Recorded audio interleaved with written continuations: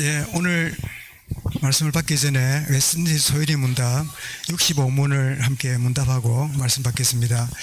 제5계명에 금하는 것이 무엇인가요? 제5계명에 금하는 것은 각 사람에게 그 속한 지위와 인륜관계를 따라 마땅히 높일 자를 높인 것과 행할 일을 하지 아니하는 것이나 막는 것이다. 내 부모를 공경하라 하는 그런 그 말씀이지요. 오늘 우리 일곱째 인을 떼시는 우리가 주님을 보겠는데요.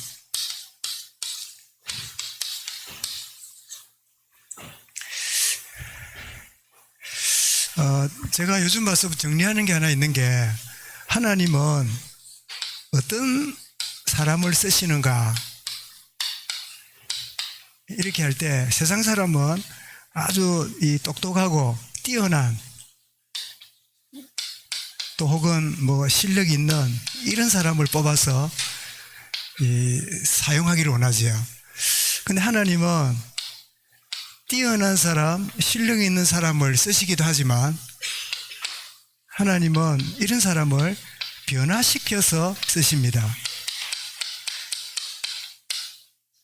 그래서 하나님이 쓰시는 대상을 보니까 약한 자도 하나님이 변화의 축복을 누리면 사용하시는, 그래서 성경 안에도 그렇고 교회 역사 속에 보니까 약하고 무능한 사람도 하나님의 변화를 누리게 되면, 복음의 축복 누리게 되면 하나님이 쓰시는 그런 축복을 체험하게 되는데, 여러분, 우리가 이것이 내가 어떤 가운데 있는가를 내가 점검하게 되고, 이것이 진정한 자존감이 되어지면, 이 자존감은 다른 사람을 보는 눈도 달라집니다. 여러분, 나를 보는 눈이 복음적으로 정확해야 다른 사람 보는 눈도 틀리지 않습니다. 내 자신을 틀리게 보고 있으면요, 그 눈으로 다른 사람도 틀리게 봐요. 옳고 그르고 훌륭하고 안 하고 그런 기준인데, 나는 어떤 장가, 내가 뛰어나든 약하든 간에 참된 변화된 내가 하나님의 사람으로 내가 서 있다 하면, 저 사람도 복음 안에 들어오면 하나님이 사용하신다, 그런 눈으로 보게 되겠지요. 요게 이제 우리 자녀를 보는 눈, 렘넌트를 보는 눈, 이런 눈으로 보아지겠는데, 정말 하나님이 어떤 사람 쓰시는가 이럴 때 뛰어난 사람이라고 사용하고, 약한 사람이라고 안 사용한 게 아니라 복음 안에서 변화된 사람을 하나님이 사용하시는, 이게 하나님 방법이고 하시는 복음의 능력이지요. 자, 그런 가운데 오늘 우리 요한계시록을 이 7인을 보기 전에 우리 지금까지 나눴던 것을 한번 점검해 보면요, 자, 첫째 인부터 넷째 인을 주님이 떼시는데 6장 1절부터 8절까지지요.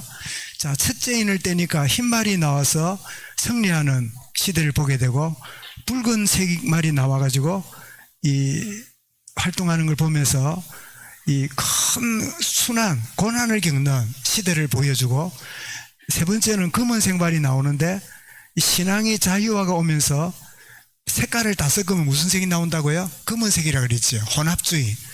그런 이 자유시대가 신앙의 세속화가 되는, 그러다가 청황색은 뭐지요? 죽음의 색이지요. 살았다는 이름은 가졌지만 이 종교화됨으로 내용은 전혀 하나님과 관계없는, 겉으로는 아주 멋져 보이는데 그렇지 않은 이 중세시대 교회를 보여줬다고 본다면, 이제 드디어 5번째 인을 떼게 될 때요, 그 다음 넘겨주세요. 5째 인을 떼시니까 이제 9절부터 11절이에요. 주님의 위로가 순교당한 영혼들이 제단 앞에 있고 그들의 기도를 들으시고 주님이 위로하시는, 이게 5째 인에 뗄 때 상황이었지요. 이어서 6째 인을 떼십니다. 떼시니까 천재지변이 일어나게 되고 인간들에게 재앙이 임하게 되지요. 그러면 바로 7장에서 7째 인이 뗄 줄 알았는데 7째 인이 떼기 전에 놀라운 상황이 벌어집니다. 요한이 인침을 받은 자 숫자를 듣게 되니까 그들이 각 지파 1만 2천 명에서 14만 4천이다. 그래서 이 무리들이 일어나가지고 하나님을 크게 찬양하는데 주님의 위로가 어린 양의 목자가 되고 하나님이 모든 눈물을 씻기실 것이다. 이게 6째 인을 떼고 7째 인을 떼기 전에 삽입된 내용이지요. 자, 그래서 오늘 본문은 드디어 7째 인이 떼집니다. 7개 중에 마지막이지요. 자, 7째 인을 떼시는 어린 양을 보게 되는데 누가 뗀다고요? 어린 양이 떼시죠. 그래서 주님은 모든 역사의 주인공이시다. 그래서 그리고 역사 그러면 히스토리잖아요. 히스토리가 뭐 합친 거지요? 히스 스토리예요. 그의 이야기. 주님이 오셨기 때문에 AD, BC가 나눠지고 주님이 다시 오시면 재림이 되고 역사의 모든 주인공이 되시는 거지요. 그래서 하늘이 반시간쯤 고요했다. 여러분, 하늘이 갑자기 고요한 거는 뭐지요? 소리가 없는 침묵이 흘렀다 이 뜻인데, 큰 일을 앞둔 우리 그런 말 하지요. 태풍 전야다. 태풍 오기 전에 조용하잖아요. 갑자기 아주 새들도 조용하고 이러잖아요. 그런 아주 긴장된 순간. 그래서 하나님의 역사와 시간과 때를 베드로는 이렇게 말합니다. 같이 읽겠습니다. 사랑하는 자들아, 주께는 하루가 천년 같고 천년이 하루 같다는 이 한 가지를 잊지 말라. 자, 모세도 이렇게 고백했습니다. 시편 90편 4절을 읽습니다. 주의 목전에는 천년이 지나간 어제 같으며 밤의 한순간 같을 뿐입니다. 그래서 우리는 두 종류의 시간이 있음을 여러분 알고 있습니다. 우리가 갖고 있는 시간은 뭐죠? 그 시간이 크로노스예요. 그냥 우리가 사용하는 24시간이에요. 그런데 하나님의 시간은 카이로스입니다. 헬라어를 써서 미안한데요. 이게 뭐냐? 내 때가 아닌 하나님의 때와 시간이지요. 한번 여쭤보겠습니다.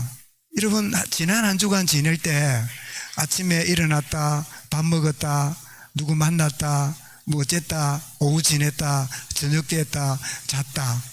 이게 뭐죠? 이 24 흘러가는 시간이에요. 그런데 여러분, 잊을 수 없는 사건과 만남과 일들이 있습니다.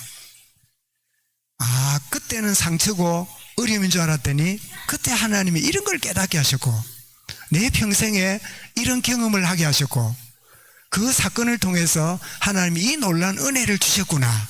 이게 뭐지요? 이게 바로 그 순간이 카이로스예요. 우리는 크로노스 시계 12시네 1시네 이래 사는데 이 흘러가는 시간 속에 하나님의 특별한 개입이 있어요. 그래서 우리는 어떤 시간을 두고 있죠? 흘러가는 시간을 쫓아가면서도 하나님 역사하는 카이로스, 하나님의 때, 하나님이 하실 그 시간, 그거를 알고 나가는 게 뭐죠? 그게 영적 생활이고 복음 누리는 거지요. 그래서 이것을 알면 평안하고 기다려집니다. 근데 이거 모르면 어떻게 돼요? 조급하고 불신앙이 생겨요. 늘 내가 흘러가는 시간에 매여 있으면, 그거에 매여 있으면 늘 불안해요. 안 되면 답답해요. 안 되면 굉장히 막 화가 나고 막 굉장히 기다릴 수가 없어요.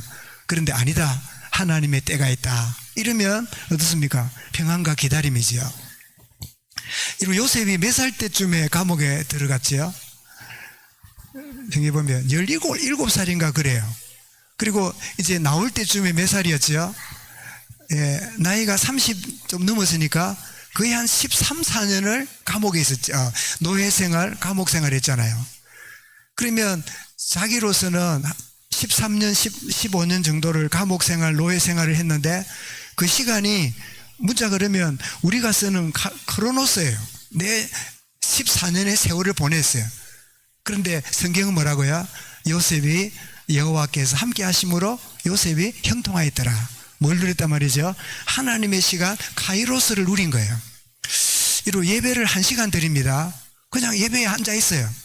그런데 그 예배가 내 일생에 잊을 수 없는 하나님의 은혜의 때가 된다면 그 시간이 뭐예요? 그게 그냥 우리가 쓰는 크로노스가 아니라 카이로스 시간이 되는 거죠. 오늘 이 시간이 카이로스의 시간이 될 수 있게 바랍니다.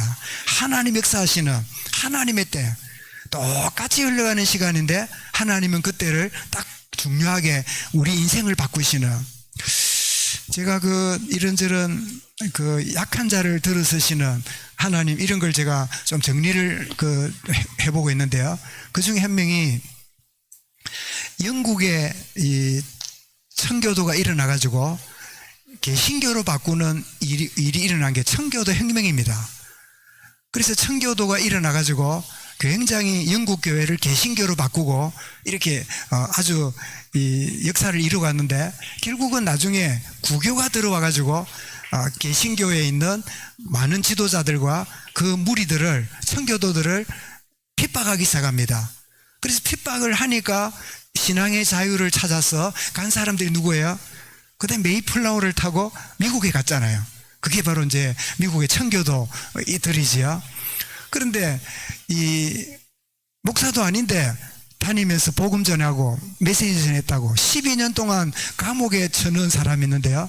그 사람이 누구냐? 그 사람이 존 번연이에요. 존 번연이 뭐 했죠? 철로역정을 썼잖아요. 철로역정. 우리 신앙의 여정을 아주 재미나는 길을 가는데 우매자라는 친구를 만났고 아주 게으른 자를 만났고, 그래서 아주 우리의 영적 상태를 사람 이름 붙여가지고 같이 가다가 우매자는 늪에 빠지고 이런 이제 그 이야기를 하는데요. 그런데 그 12년이, 감옥에 있는 12년이 어떤 시간이었을까요? 그 시간이 바로 하나님 역사하는 카이로스의 시간이에요. 그러니까 모두가 12년 형을 살고 나오면 골병들어 나오는데, 이 존 번연은 철로역정이라는 작품을 들고 나온 거예요. 이게 하나님의 때를 아는 거예요. 여러분, 우리 살아가는 우리 기성세대 된 저와 여러분과 함께 젊은 세대, 어린 세대에게 하나님의 시간과 하나님의 때가 우리 자녀와 후대들에게 임하게 하여 주옵소서. 이게 우리 기도가 되어야 됩니다. 똑같은 시간인데 하나님 역사하는 시간이 있잖아요. 네, 그래서 겉으로는 반시간 30분이지만 이때가 하나님의 카이로스 역사가 있을 그런 시간이다. 그 이야기를 제가 말씀드린 겁니다. 자, 그 다음요. 그랬더니 하나님 앞에 7 천사가 서 있는데 7 천사예요. 왜 하필이면 7 천사일까요? 성삼위 하나님의 심부름꾼인데 아마 완전함을 보여주기 위해서 천사들은 모두 하나님을 섬기는 영적인 존재다. 히브리 1장 14절 그랬잖아요. 그런데 이들이, 천사들이 맨손이 아니라 하나님이 7 나팔을 들고 나옵니다. 그래서 자연스럽게 7인을 떼니까 어디로 가지요? 7 나팔로 들어갑니다. 그래서 7인을 떼면 7 나팔, 그 다음에 7번째 나팔을 불면 뭐가 나오지요? 7 대접. 그리고 7인, 7 나팔, 7 대접. 이게 요한계시록에 진행되는 부분인데요. 조금 있으니까 다른 천사가 나타났는데, 천사가 금향로를 들고 제단 앞에 섰습니다. 그런데 금향로에 많은 향을 다 받았는데, 이 향이 뭐냐? 모든 성도들의 기도와 향기를 합하여 보좌 앞에 있는 금제단에 드리려 함이라. 그래서 천사가 들고 있는 이 향연이 하나님께로 올라갔다. 그 4절에 나옵니다. 이 말은 뭐죠? 우리의 기도는 반드시 하나님께 상달된다. 이 출애굽기 2장 3절 보면 성도들의 부르짖는 소리가 뭐라고요? 하나님께 상달된지라. 여기 무슨 상입니까? 430년 애굽 종살이 하던 이스라엘 백성들이 부르짖는 소리를 하나님이 들으셨다. 그 말씀이지요. 그래서 제가 그림을 한번 찾아봤습니다. 이게 사진 같습니까? 그림 같습니까? 예? 우리 소명이한테 물어보자. 우리 소명이 이게 그림이에요? 사진이에요? 예? 예. 여러분, 너무 잘 그리면 사진 같다 하잖아요. 이게 사진 같아요? 그림 같아요? 그림? 예. 묻는 내가 어리석죠. 천사를 사진 찍을 수가 있습니까? 보이지 않는 존재인데. 상상으로 그린 거죠. 자, 7명의 천사인데, 이 7명의 천사가 뭐를 들었습니까? 7 나팔을 하나씩 든 7개를 든 거예요. 그래서 첫 번째 나팔, 두 번째 하면서 쭉 진행되는 게 이제는 9장부터 쭉 열리는 이제 내용인데요. 얼굴을 가만히 보면 백인도 있고, 그 다음에 이 황인도 있고, 이 흑인도 있고, 다양한 이 얼굴을 갖고 있죠. 이것도 천사들이 다 백인이고 다 잘생긴 것만 아닐 거다, 그런 생각으로 화가가 그린 것 같아요. 그 다음 보겠습니다. 이 천사들이 있는데 또 어떤 천사가 금향로를 들고 나왔다 했잖아요. 자, 금향로를 들고, 이게 색깔이 무슨 색이죠? 이게 금색입니다. 금향로를 들고 나오는데, 근데 여러분, 금향로가 원래 어디 있습니까? 자, 그 다음요. 자, 금향로는 이게 여러분, 이 성막인데, 요거는 성막 울타리고, 여기는 마당인데요. 여기 뭡니까? 여기 번제단입니다. 죄인이 동물을 잡아서 이렇게 드리고, 제사장은 그 피를, 그 동물을 드린 자에게 이렇게 기에 발라주고, 그래서 물두멍에 손을 씻고 이제 성막에 들어가지요. 성막에 들어가면 요 앞쪽에는 성소고, 그 다음에 더 안쪽에는 지성소가 있지요. 그러면 이 금촛대가 어디 있습니까? 요거 한 드러냈는데요. 밑에도 단도 금이고, 요게 향연을 담는 향단인데요. 다시 앞쪽에 그림 한번 보겠습니다. 이쪽에 있는 이 향단, 제사장이 자, 번제물을 드리고 손을 씻고 성막에 들어가서 하나님 앞에 무릎 꿇고, 하나님, 그 누구누구가 자기 죄를 위해서 제물을 드리오니 용서해 주옵소서 라고 향연을 피워놓고 하나님께 기도하면 그 죄를 하나님이 사해 주시는, 자, 그런 역할을 하는 게 향단이란 말이에요. 다시 보겠습니다. 그 다음요. 이 향단이 바로 그런 역할인데, 요것만 달랑 들고 나온 거예요. 우리 성소에 있는 이 향로를 들고 나오는 거를 누가 봤어요? 요한이 보았지요. 근데 한번 물어보겠습니다. 이때 예루살렘 성전에 향로가 있었을까요? 없었을까요?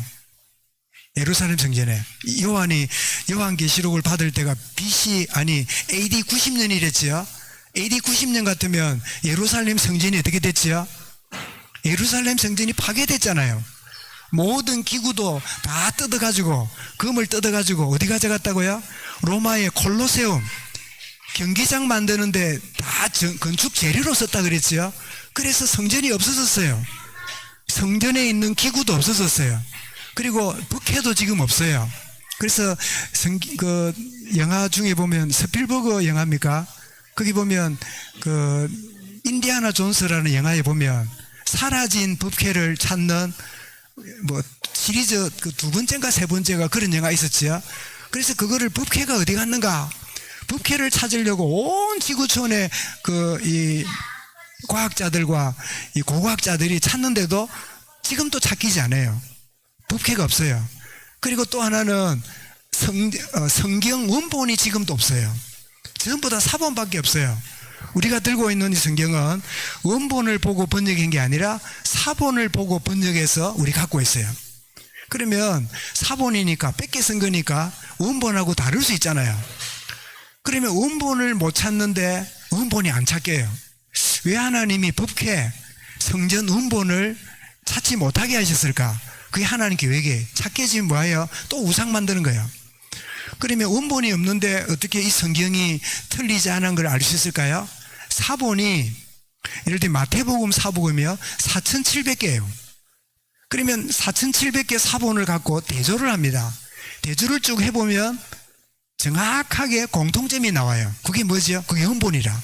원본은 없지만은 수많은 사본을 가지고, 그런데 보니까 4,700개인데 4,000개에는 요 본문이 들어있는데 700개에는 요 본문이 없어요. 그 기절이. 그러면 어떻습니까? 그거를 어떤 사본에는 없음, 여러분 성경의 책에 그런 거 보셨죠? 어떤 사본에는 없음 해가지고 기록해놓고, 그렇게 4,000개는 없는데 700개만 들어있단 말이에요. 그럼 이거는 원본이 아니고 뒤에 사본을 이렇게 옮겨 적을 때 참고로 적은 게 아닌가, 그렇게 생각하고, 이제 어떤 사본에는 없음하고 가로한 데도 있고 어떤 데는 밑으로 빼가지고 규절을 쓴 데도 있는데, 그거를 전부 다 번역해낸 게요 KJV예요. 킹 제임스 버전에는 어떤 사본에는 없음까지 다 넣어놨어요. 그래서 킹 제임스 버전이 성경이 제일로 권위 있다. 킹 제임스 버전만 성경이고 우리가 보는 NIV 이런 거는 다 잘못된 거다 하면서 지나치게 강조하는 그런 교파 내지는 단체가 있어요. 우리 진해도 그런 그 교회가 있는데요. 뭐 일리는 있는데 너무 그렇게 주장하는 획일적이다 이겨지는데, 하나님이 원하시는 참된 진리의 흐름은요, NIV든 KJV든 동일하게 흐르고 있어요. 그래서 우리가 옳은 것들을 주장하다가 나만 옳고 너희는 다 틀렸어, 이런 주의는 또 다른 문제를 일으킨다. 저는 개인적으로 그렇게 생각합니다. 이런 향단을 보게 되는데, 이 향로를 천사가 들고 나왔단 말입니다. 실제로 없는데 요한이 성전이 무너지고 다 이 성물도 빼앗기고 아무것도 없는데 이 향로를 가지고 떡 나왔으니까 요한이 기분이 되겠습니까? 굉장히 놀랐겠죠. 오, 성전 향로를 들고 나왔네. 그러면 여러분, 이 무너진 예루살렘 성구와 이 모든 것들은 어떤 면에서 어디서 볼 수 있을까요? 우리는 영원한 천국 보좌에 가면 보게 될 거다 하는 걸 우리 짐작할 수 있죠. 그 다음 넘겨주세요. 그래서 그 천사가 향로의 제단에 불을 담습니다. 자, 향로에는 향년만에 있어야 되는데 제단이 입고 있었잖아요. 놋제단. 그 놋제단에 죄를 집어넣는단 말이에요. 그러면 여러분, 놋제단에 짐승을 태우고 거기에 이렇게 죄가 있는데, 짐승을 태운 죄는 일종의 뭡니까? 심판의 결과잖아요. 죽음의 흔적이잖아요. 그 향로에다가 제단에 죄를 집어넣습니다. 그래 뭘 의미합니까? 일곱째 이는 바로 심판을 의미하는구나, 재앙을 의미하는구나 하는 걸 알게 되죠. 자, 제단에 불을 가득히 담아서 땅에 쏟습니다. 하나님의 심판이란 말이죠. 그래서 시편 82편 8절 같이 읽습니다. 하나님이여 일어나사 세상을 심판하소서, 모든 나라가 주의 소유이기 때문입니다. 그래서 기도응답으로 시편 94편 2절입니다. 세계를 심판하시는 주여 일어나사 교만한 자들에게 마땅한 벌을 주소서. 이미 구약의 시편 기자들이 하나님의 임재와 심판을 기다리는 기도를 하고 있었음을 우리 여기서 확인합니다. 자, 땅에 쏟았더니 우레, 천둥과 요라는 소리가 들립니다. 막 굉장한 소리가 들리게 됩니다. 그때 여러분, 애굽 재앙이 출애굽기 9장 23절에 보면 여호와께서 우레 소리와 우박을 보내시고 불을 땅에 쏟으시고, 출애굽할 때 우박장 내려된 그 장면이 연상이 되는 것을 제가 찾아보니 나오더라고요. 10가지 재앙 중에 우박 재앙이 몇 번째 재앙이죠? 우리 그 칠판에 보니까 한문으로 1, 2, 3, 4, 5, 6, 7, 8, 9, 10 쭉 써난 걸 이렇게 보면서 누가 썼나 물어봤더니 우리 하담이가 썼대요. 우리 하담이가 이 전재성이 있어요. 그죠? 그래가지고 내가 이게 무슨 자니까 막 알려줘요. 이거는 하늘천이에요. 이거는 지부예요. 이거는 열십이에요. 뭐 이렇게 알려주는데 하여튼 대단해요. 그런데 10가지 재앙 중에 우박 재앙이 몇 번째라고요? 그래서 저는 기억력이 안 좋아서 제가 중고등부 때 전도사님이 참 좋은 전도사님을 만났는데 알려줬어요. 피, 개, 이, 파, 악, 독, 우, 매, 흑, 장. 피재앙, 개구리재앙, 이재앙, 파리재앙, 악종재앙, 독종재앙, 우박, 메뚜기, 흑암, 장자 죽는. 우와, 대단하거든요. 예. 이게 참 어릴 때 애워놓는 게 참, 제가 기억력이 없는 사람인데도 이 기억이 나요. 그럼 몇 번째지요?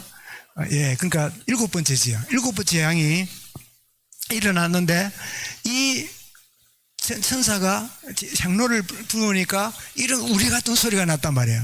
그러면서 이어서 무슨 일이 벌어집니까? 이어서 번개와 지진이 일어나게 되는데, 16장에 나중에 보면 7대접, 그러니까 7인, 7나팔, 7대접이라 했잖아요. 7대전 재앙하고 비슷한 일이 7인을 뗄 때 일어납니다. 18절에 같이 읽어보겠습니다.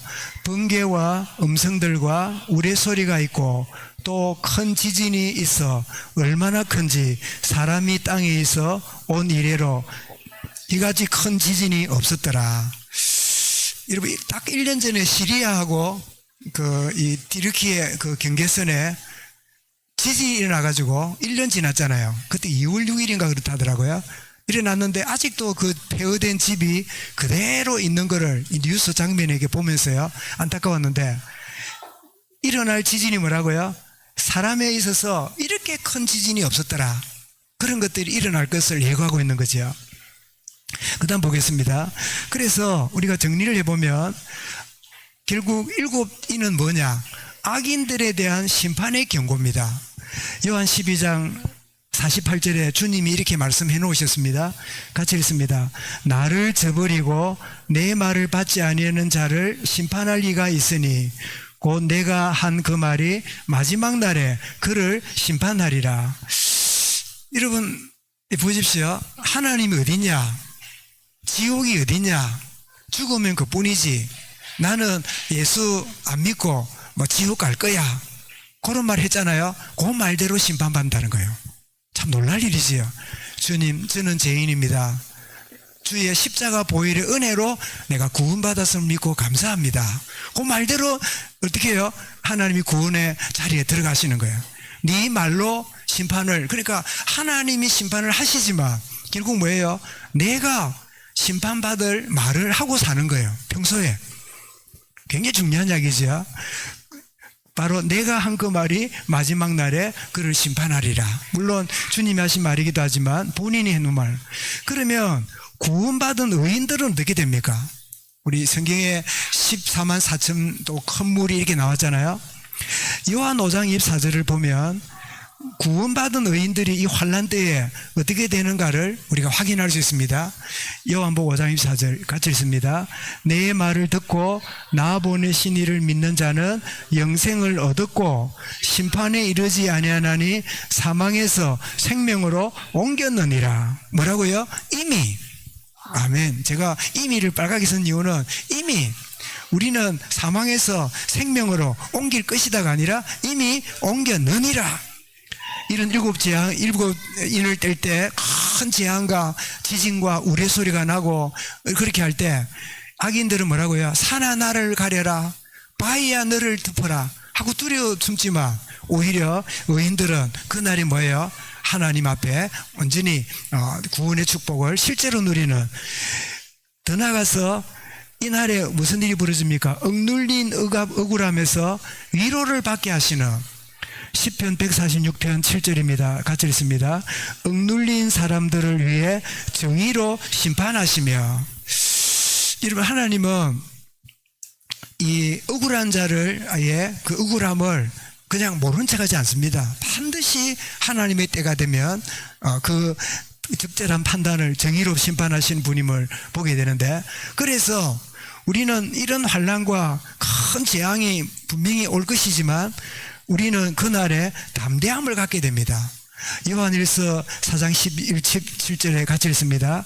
이로써 사랑이 우리에게 온전히 이루어진 것은 우리로 심판날에 담대함을 가지게 하려 함이니라.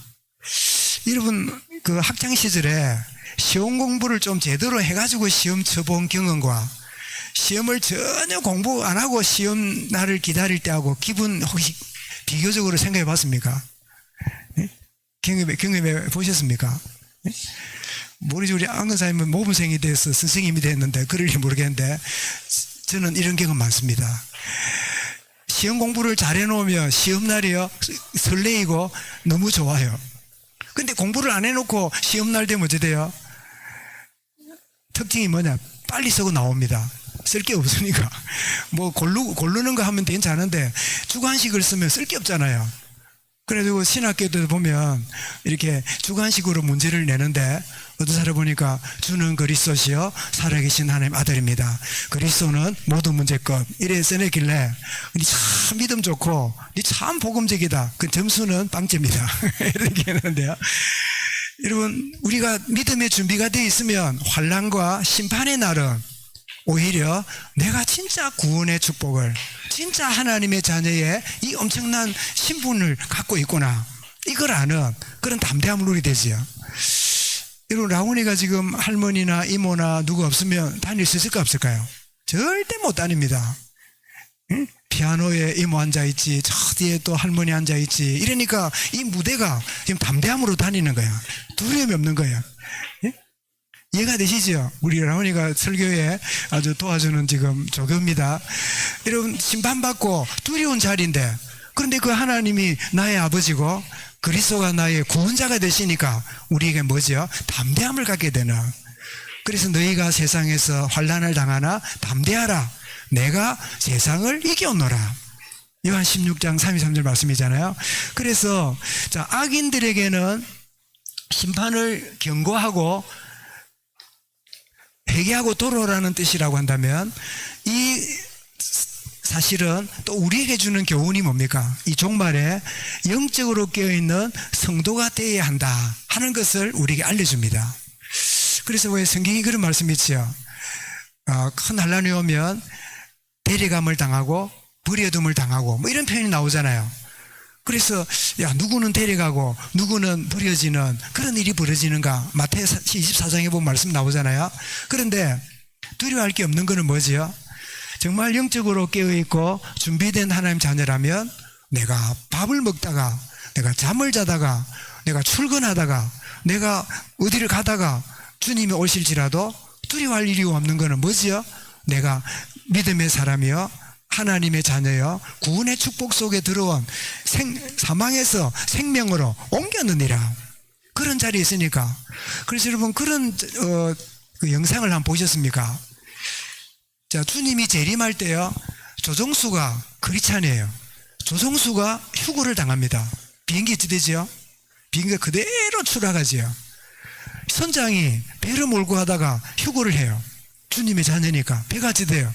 그냥 바다에 파선하지요. 자동차 몰고 가는 고속버스 운전기사가 믿음의 사람이에요. 가다가 주님 재림해요. 버스가 어찌돼요? 재앙이 따로 있는 게 아니구나. 어느 순간에 모든 게 마비가 되고요, 온 지구촌이 충돌과 모든 것들이 다 무너지고 망가지고 완전히 그냥 불바다가 되는 그런 일이 벌어지는구나. 정말 이 재앙이 임할 것을 말씀하고 있지만, 믿음의 사람, 의인, 하나님의 입맞은 사람이라면 담대함과 주님의 위로를 받을 뿐이지 두려워할 일이 아니다 하는 사실. 그래서 사실은 조금 더 이제 나팔을 6절에 그죠? 첫째 나팔을 부니라 하는 걸로 시작이 되잖아요. 읽기만 했는데요. 그러면 첫째 나팔 불 때 무슨 일이 났냐? 그거는 조금 장면이 달라서 다음 주에, 다음 시간에 갖도록 하겠는데요.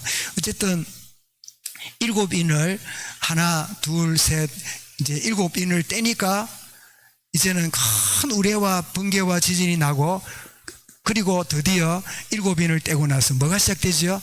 7 나팔이 하나씩 딱 불기 시작하는 그때가 이제 바로 8장 6절까지 온 거예요. 그죠?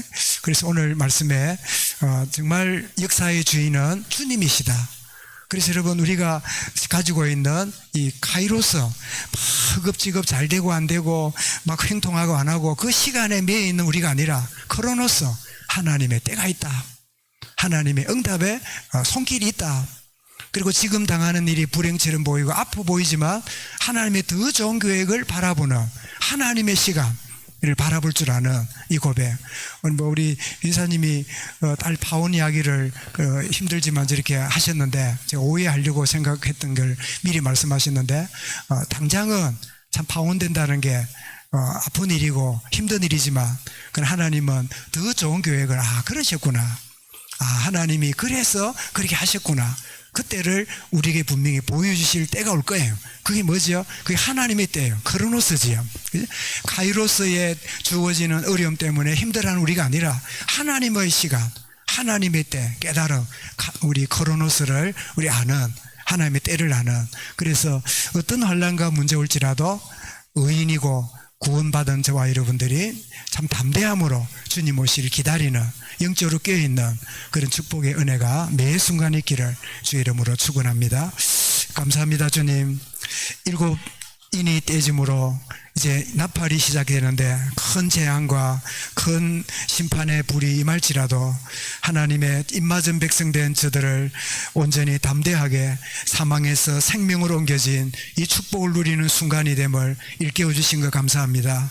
참 여러 가지 상황과 여건들이 지구촌에 온 전 세계적으로 진행되는 가운데 어느 시간표까지 왔는지 저들이 정확하게 구분을 못할지라도 하나님의 때가 되면 이 말씀이 그대로 성취되며 이루어질 걸 보게 될 것인데 참된 믿음으로 깨어있는 하나님의 사람들, 영적으로 깨어있는 복음의 사람으로 승리하도록 매 순간 인도하여 주옵소서.